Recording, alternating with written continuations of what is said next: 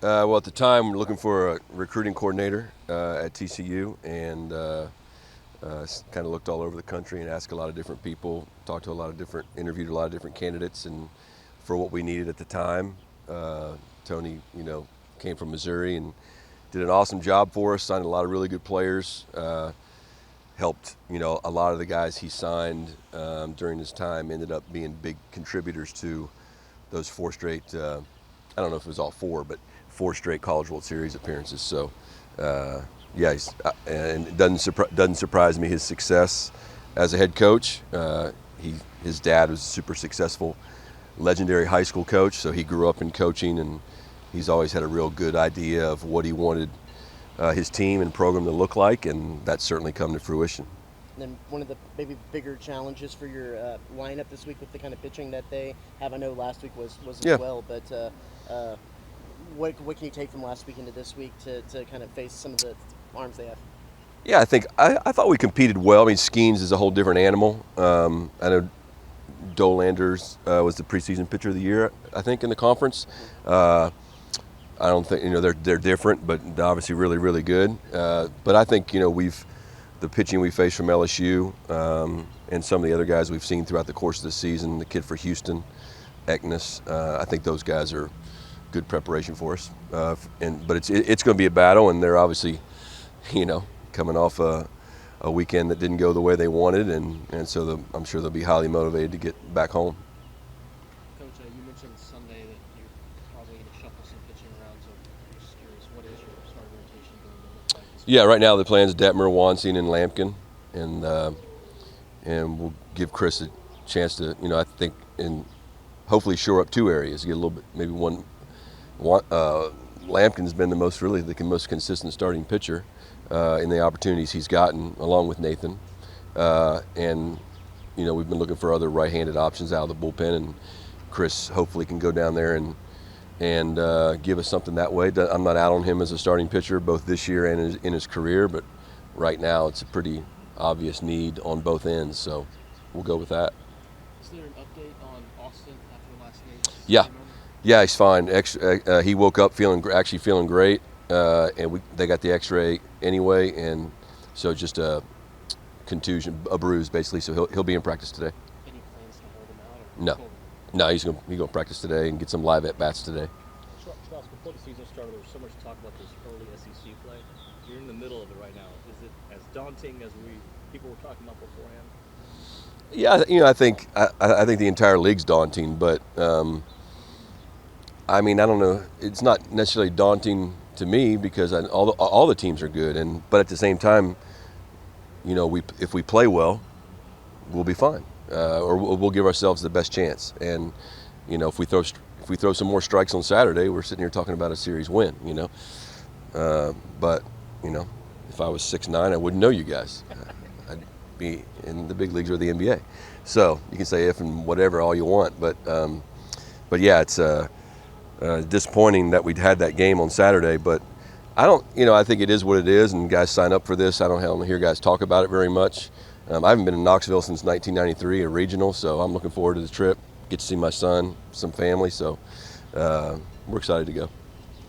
Mentioned that game Saturday, that was one you were up in, and then they came back, and then the last two have been the opposite. Coach, you got down and came back, so I don't know. Yeah.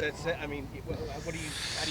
Well, it's kind of like last year, where starting pitching is so ineffective, always playing from behind, which is not good. It's a bad recipe, and we're trying to shore that up with giving Lampkin a chance. And, I thought we were very, very fortunate to get out of the first and second inning against LSU, and then we were very fortunate we had some balls roll through. And then all of a sudden you look up, you had a flare fall in, it's 4-0, like today's our day, And we're set up. We got the left-handed pitching we needed we felt like give us the best chance. And I mean, LSU deserves credit too. They had to get the hits. We were a strike away from being up 4-0 and gave up 6 runs with 2 outs. So, and most of those were hits. So they're to be credited for that. But I think we set the table. We lost up until last night, we talk about the free base war all the time. We lost 4 straight games in terms of the free base war, but we won 2 of them. So we're very fortunate to go 2-2 in those games. And told the team before the game yesterday, you can't. Last year I think we were 8-12 in those games, and 34-8 in the games in which we won the free base battle. Right, the turnover war in football. So we have. If we just throw strikes and limit free bases, then we'll give ourselves the best chance. 3 or 4 weeks ago, when we talked to you, bullpen, there's still a lot of guys trying to grasp some of those roles and throw strikes. Do you feel like you have a little bit more of an idea of some of those guys who have stepped to the forefront on that? I mean, you've seen us play. You've seen, Aschenbeck, I think, for the most part, has done a nice job with that. Got to be careful how often we use him. Sadeo's been awesome in that role. We're going to have to look at him in other roles maybe, depending on how the weekend goes. Taking Lampkin out of that role on the weekend hurts. So Cortez is going to have to pick up some of that. I think Will Johnson's been great. Garcia, going to have to continue to spoon feed him innings and get him in there because he's done a decent job of getting better. On the other side of that, is there any concerns with the bullpen? Maybe not before last night. Oh yeah, 100%. Yeah, I think Aschenbeck was probably at the end of his rope. And once we got the 4-run lead, I mean, he gave up a flare single to right, and then made a horrible pitch to the 9-hole hitter, wind blowing out, and then, probably just asking too much of Will to throw 45+ pitches or whatever it was on Sunday.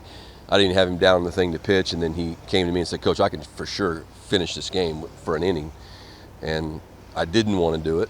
I wanted to avoid it at all costs, but then you're up 2, and when you're confident about the pitcher down there and you get him up and get him hot, then you might as well bring him in the game, And he obviously didn't have his best stuff, and credit Rice for putting the good swing on it. The left-hand hitter put a good swing on it, but I haven't lost any confidence in Will whatsoever. The more alarming thing is that we got to play better offense. We got to have the guys that have proven themselves as good offensive players in this league get better, and that's why I believe our best baseball is ahead of us, because I think Targach and Boast and hopefully Warner back, maybe get Minnick back next week.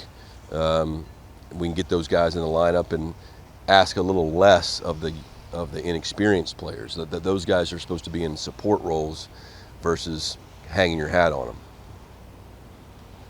Change the order with Warner back full time now, Coach? Or? Probably. No, I mean, he hit 6 last night. I would imagine him hitting, right in there somewhere. I mean, I like to have balance right and left, so probably keep him right down there because you want to be able to score in every inning. And you got Haas and Moss with such high on base percentages that you'd like to have somebody can drive some runs in hitting behind those guys. What about seeing him in the field? It's obviously Yeah, he'll play third base Friday. Yeah, unless I haven't seen him yet today, but the trainers, the medical people wanted us to kind of ease him into it.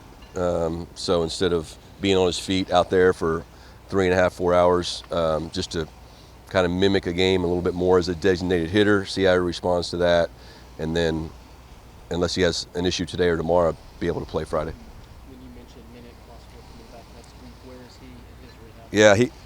Yeah, he's swinging. I think today or tomorrow he gets to hit real baseballs. It's been swinging and hitting kind of some light weight balls that don't have as much impact on his hand.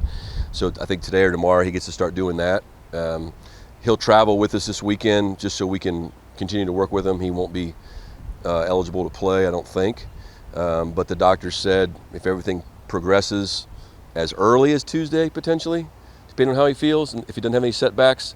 But 6 full weeks is Ole Miss, so I would say more likely that would be the time you'd see him back. The other thing is catching the ball. He has to wear some things to lessen the impact of the ball going in his glove. So just making sure that works for him. And I guess once he does come back, how nice will it be to have yet another option in an outfield full of options?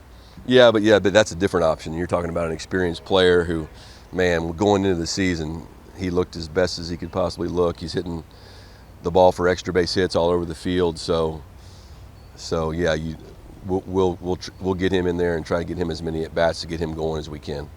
But those other guys have done a nice job, and they do give us options if somebody else goes down.